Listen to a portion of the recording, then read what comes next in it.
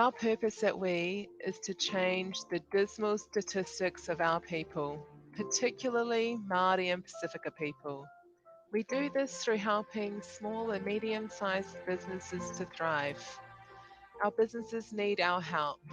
So many have felt the pressures of lockdown and are facing challenges that they've never faced before. Challenges that are impacting their livelihoods.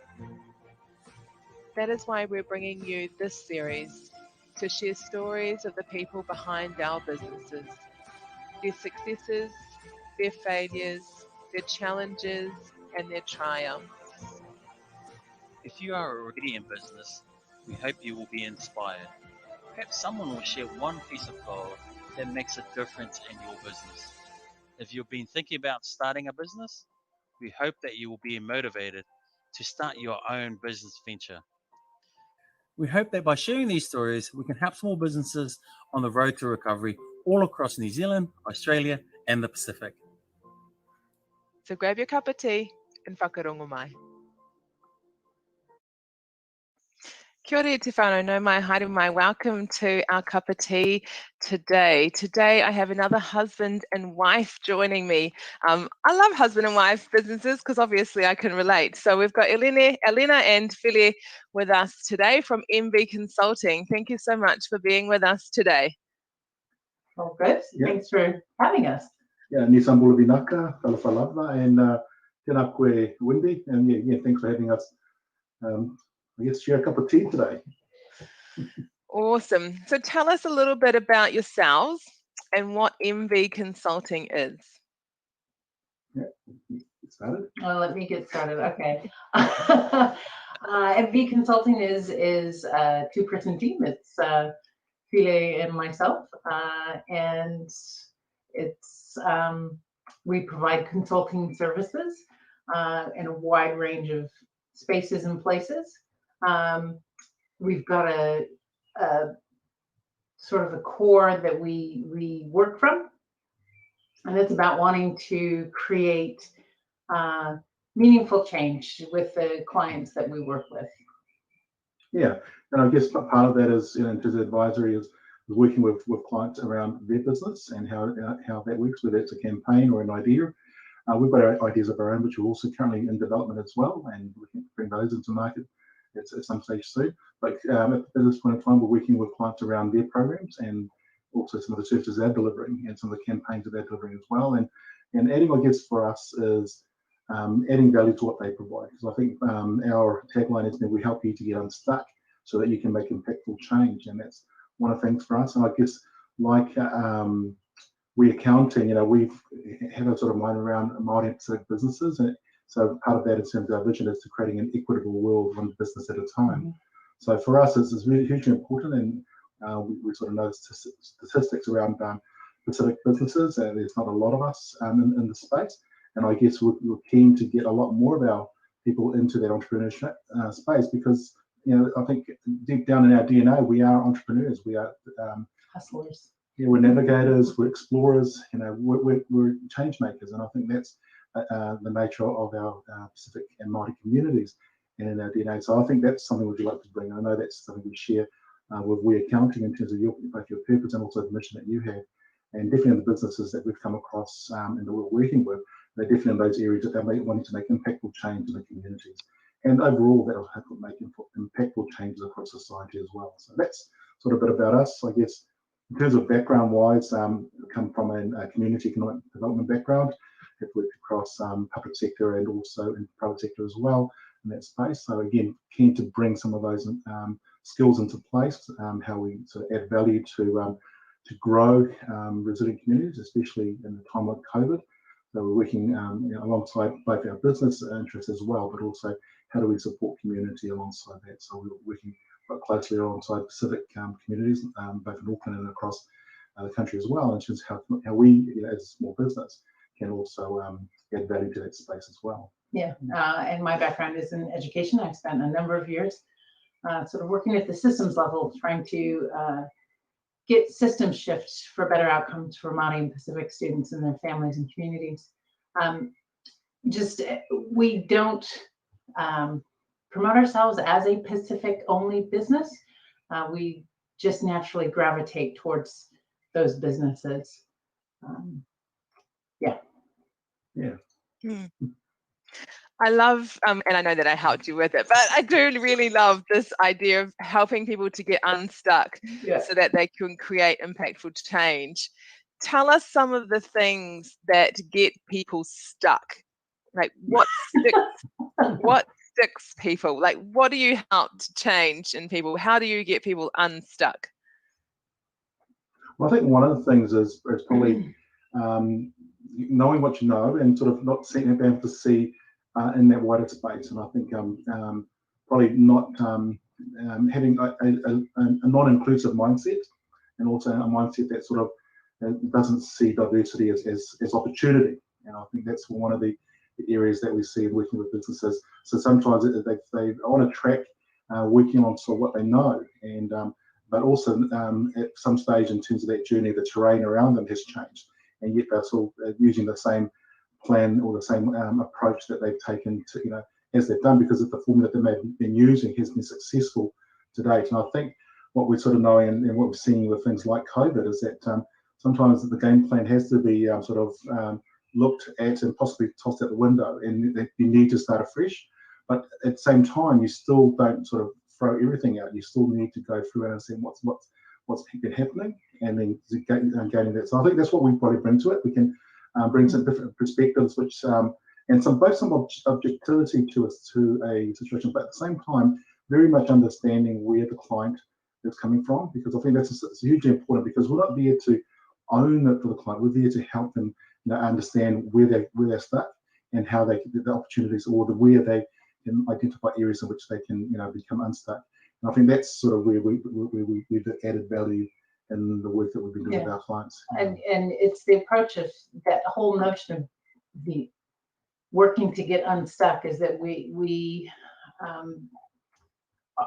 it's not about trying to carve out a space with those clients necessarily to be there forever and become part of their business. It's that thinking that it is about where is it that you're at right now? Where is it that you feel you need to go, and trying to help them navigate into that space, so that they can get to where they want to go.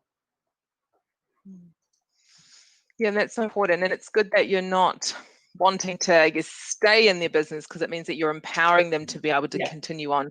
And that makes it more sustainable then. And it's not just a tick box exercise, which is what sometimes happens. You know, yes, we've brought MV Consulting in, they're doing their thing. I don't got to worry about it now. I'll just keep doing what I'm doing. Whereas this way, it's like ingrained into their culture, and it's weaved into the fabric of their business, and so therefore just continues to live and breathe and thrive.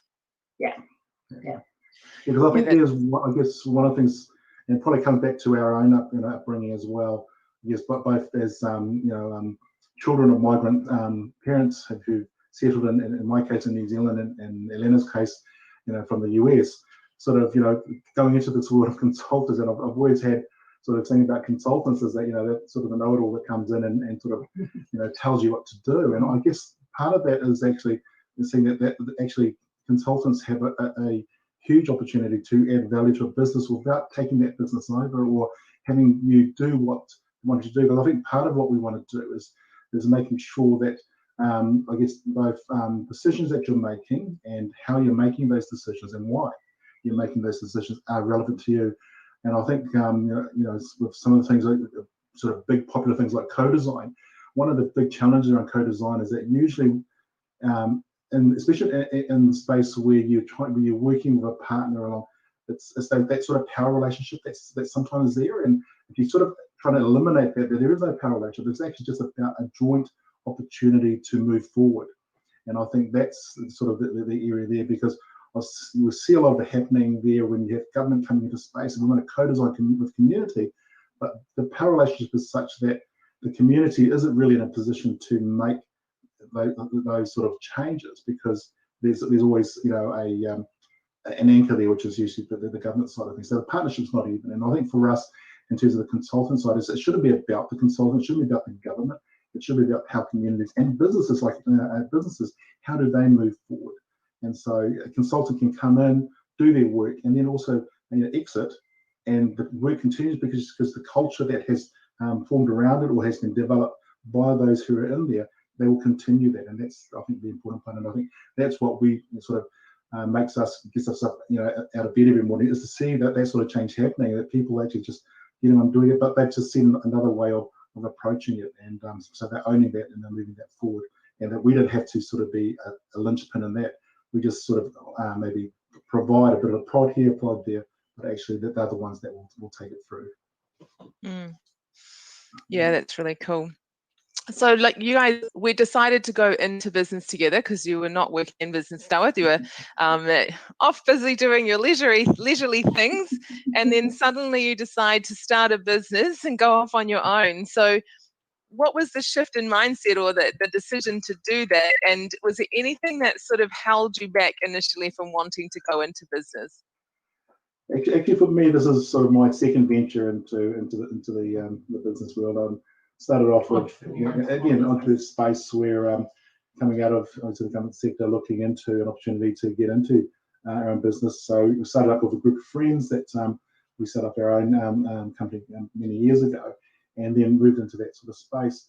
And as sort of things change in one's life, and at that time a young family is sort of needing a bit of certainty. And I think obviously for those of us who's starting business, that there's a lot of uncertainty in that early part of the business life, and so that was really scary at that stage of our family, and so eventually we sort of went back into sort of paid employment. But what it did so in terms of the seed that it grew in me was actually I loved the fact that you were your own boss, that you were able to make decisions for yourself, but in a way that I also can see kind of in my own with the background in that space, is that how do you do that in a collaborative way, in a way that is sustainable, and that also adds value to society. So in terms of my journey through this, and Elena's obviously will share her one, but coming into MV Consulting is actually, for me, came out of having come out of the public space and into an NGO. I was working at an NGO for about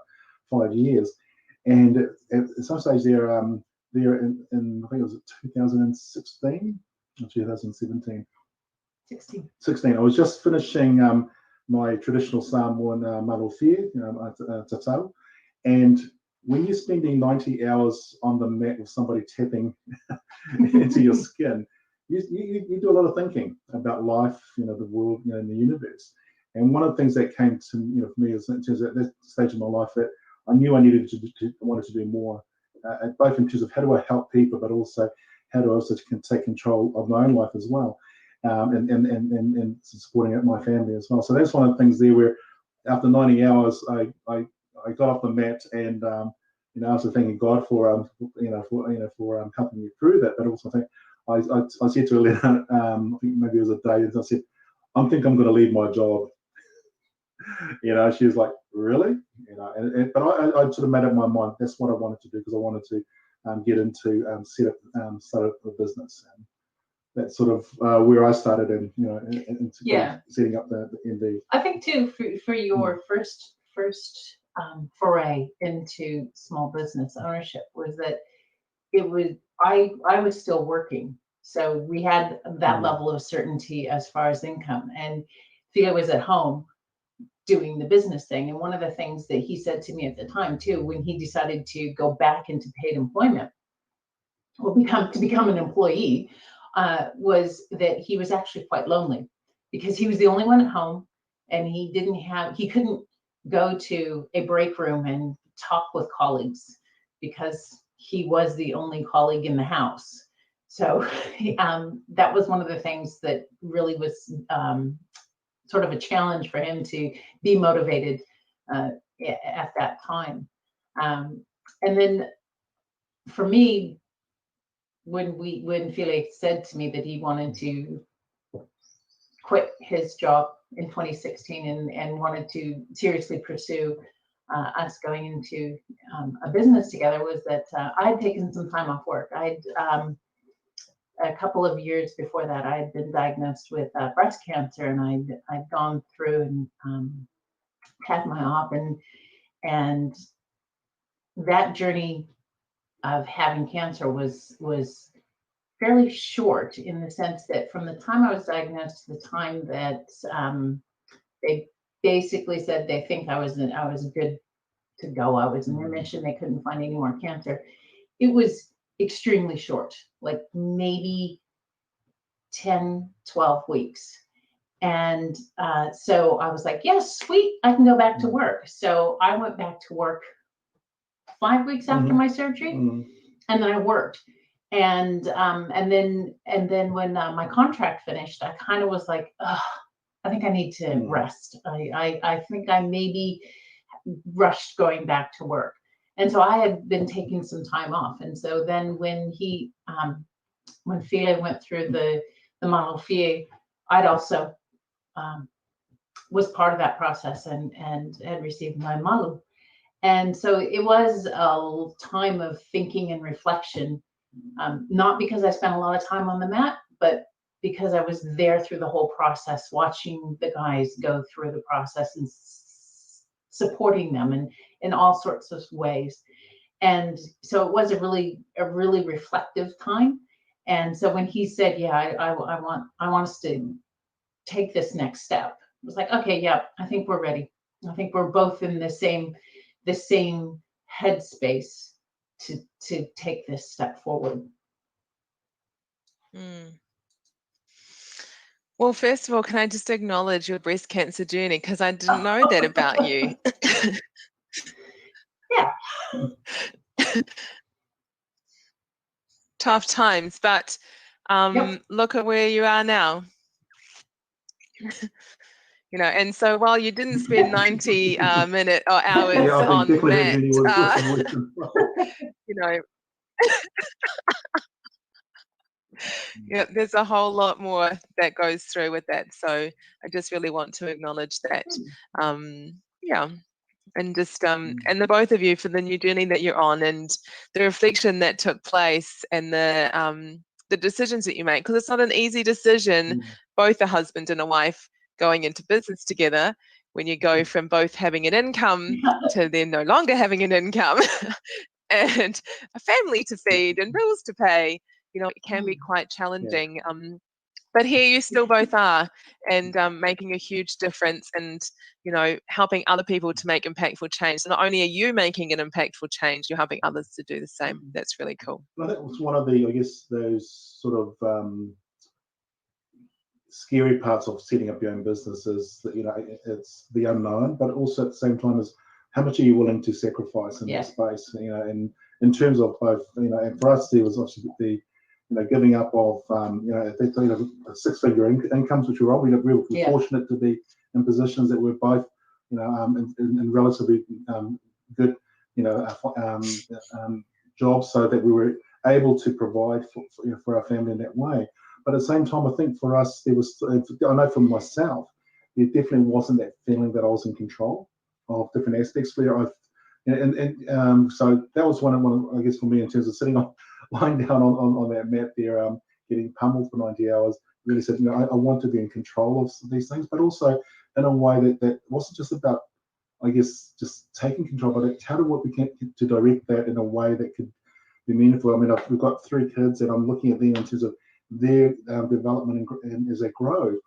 You know, it's for me as a, you know, how do you provide not just a legacy for them just in terms of our family, but in terms of the society and the community that they'll grow into going forward. And I was, you know, me as, you know, as a father, and for them, it's like, how do I do that? But not just for them as my kids, but also for other families as well. So I guess, you know, trying not to be too altruistic in that way, but it's how do you contribute what you can to, you know, to the betterment of society and of community. So for me, and we can do that for a business, and I believe you can do that for your businesses on it.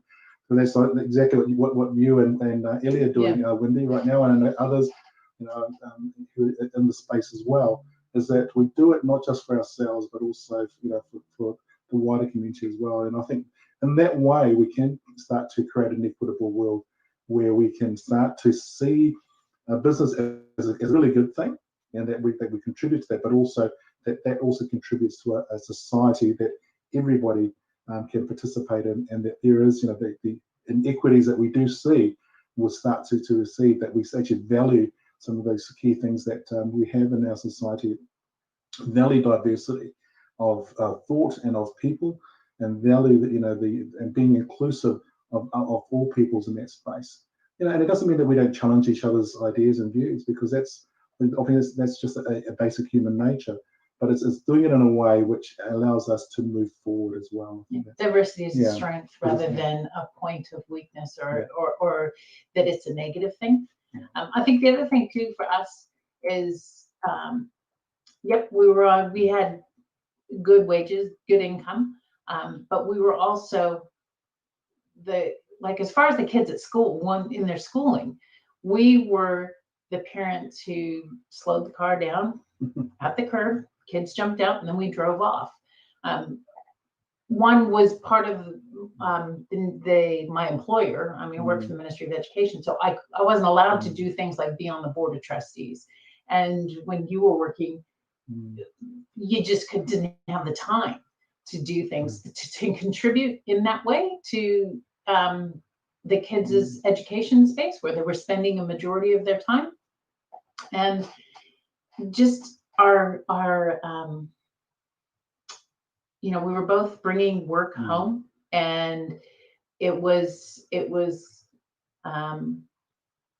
work that meant we were physically present, but not emotionally or mentally present with the kids. And even though our office is at home and our work is at home now, because it's more of we're much more satisfied with what we're doing and feeling good about what we're doing. Our ability to be present and available to the kids is actually much more now.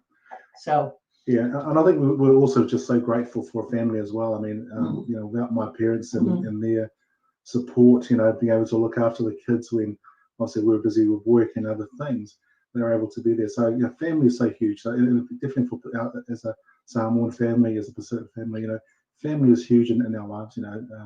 Not just our immediate family, but our extended families.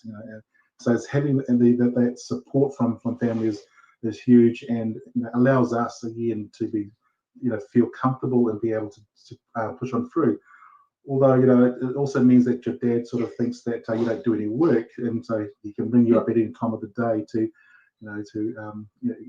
help you something.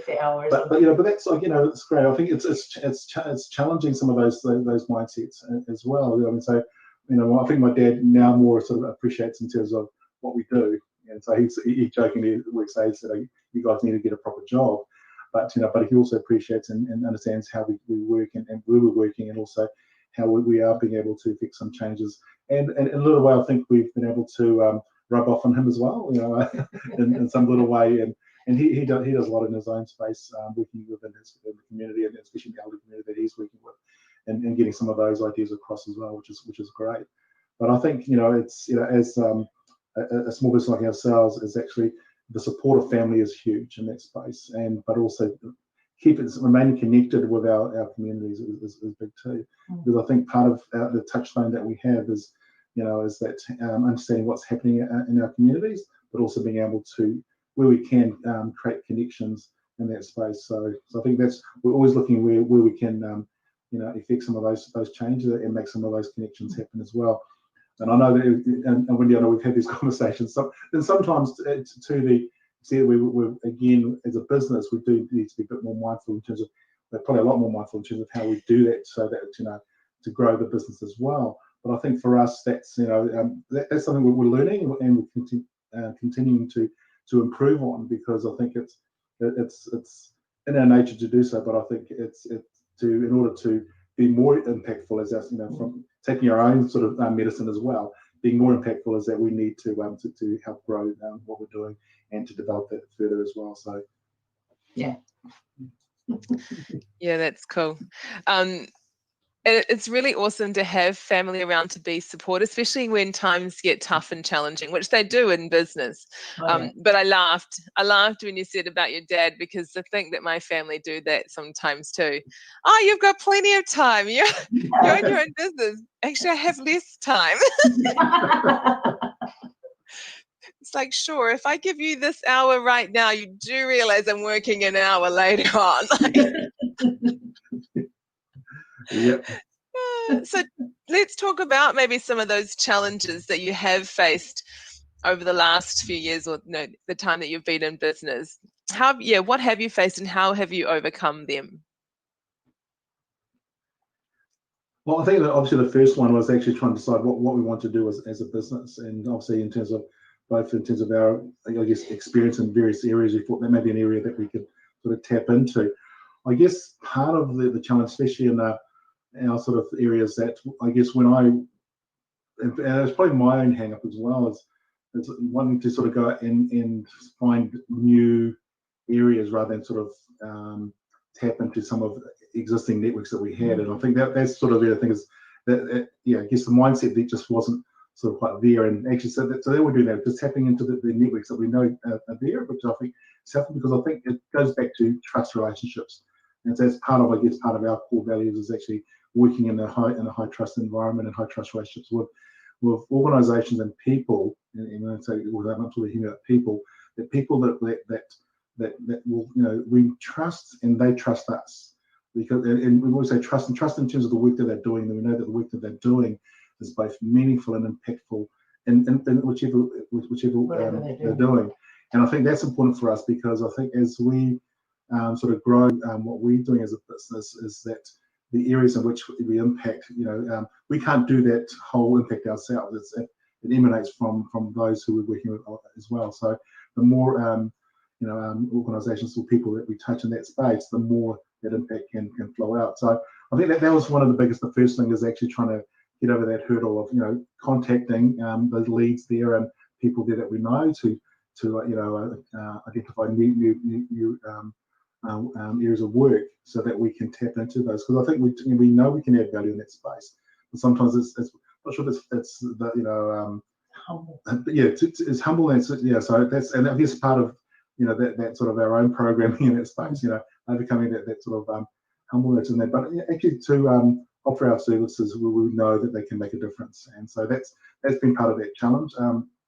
The other side, I think, is balancing up the pro bono stuff, the stuff they say, yeah, sure, we can look into that, and balance it up with actually some of the work that we know we can that probably can get paid for. So that's been great. I think part of that has also come with changes in terms of some of the clients, given the clients we're working with are in that space, which is great. They understand the value that we provide, and that they're able to, we see we're both on the same page on that.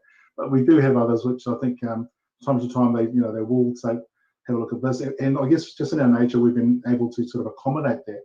But I think as a business from that side, it's also a challenge, because there's only so many hours in a day that you can devote to some things there to provide that support, but also at the same time to grow that business. So those are some of the areas, and I think in terms of the compromises we've had in that, as well as in terms of development of some of the ideas and initiatives that we've got, that we've had ideas of, but it's just actually bringing those into light. Yeah, I think you covered it. Okay.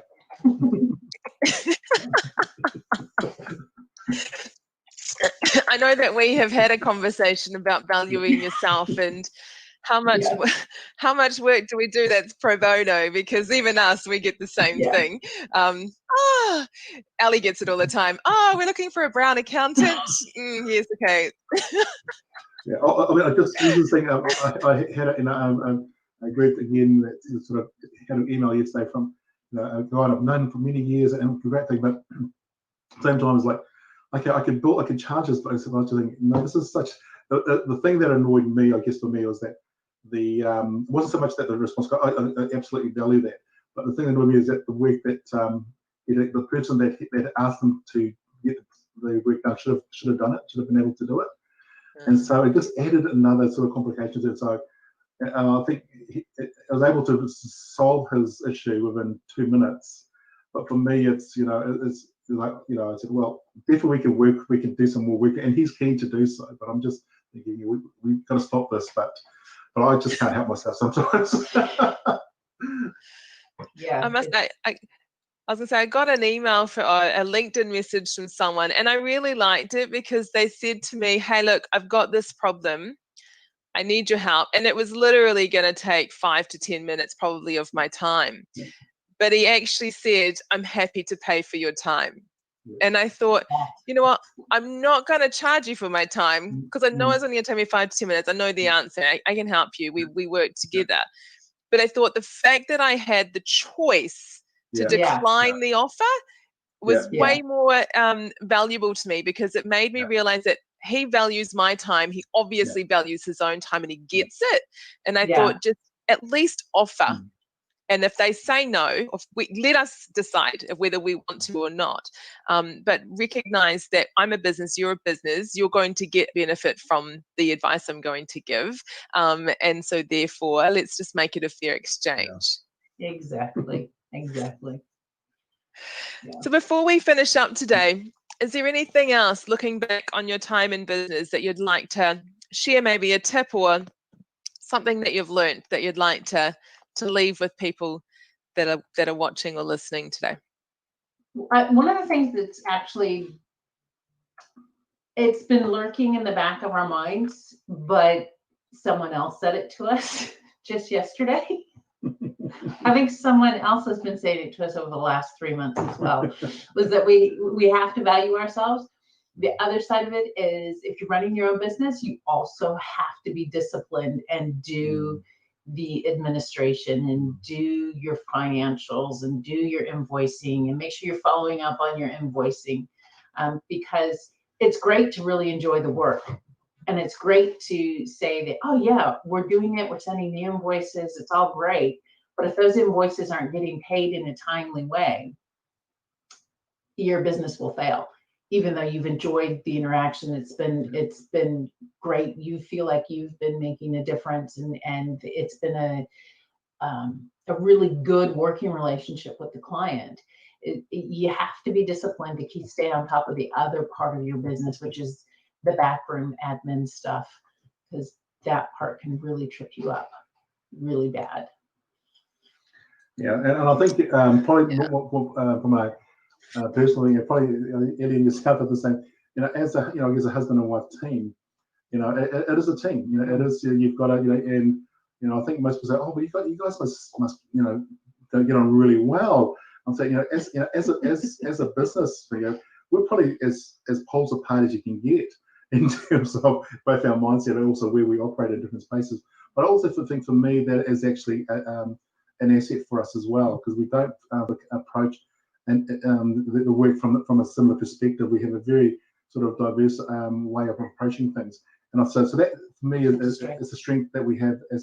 So even though in our own personal life, we're very, very strong, we're very connected, but in terms of our own thinking around business, we're very poles apart. But I think that's, for us, is also a strength as well, because we know at the end of the day, that even though we may be in polar opposite ends of a concept and an idea that we're working alongside, but at the end of the day, that's work, and when we come home into the family, that I think what we've learned is, don't bring that into that space. It stays in our office. It stays in this office and stays in thing, but it stays in the work, but it doesn't come into our home, and I think that's important there. And also, I think, as Elena said, is that in terms of work-wise, family-wise, with our family, is that I think we're a lot less stressed with, there's a lot less stress here with the kids, and I think that's important, to having your family growing up in an environment that's stress, that is less stress, and they've got enough stresses happening in their young lives, as young people, but